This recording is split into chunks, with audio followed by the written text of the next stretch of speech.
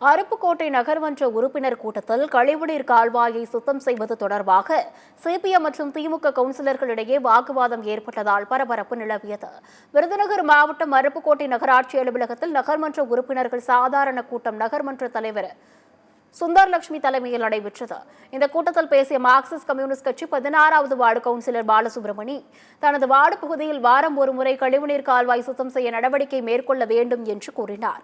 இதற்கு மறுப்பு தெரிவித்து 10வது வார்டு திமுக நகர்மன்ற உறுப்பினர் அப்துல் ரஹ்மான் பேசியதால் இருவருக்கும் இடையே வாக்குவாதம் ஏற்பட்டது.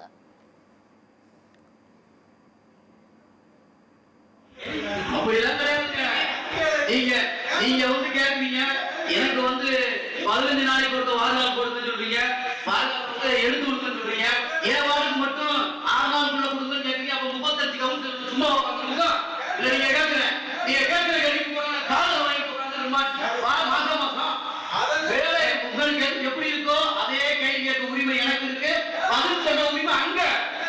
நான்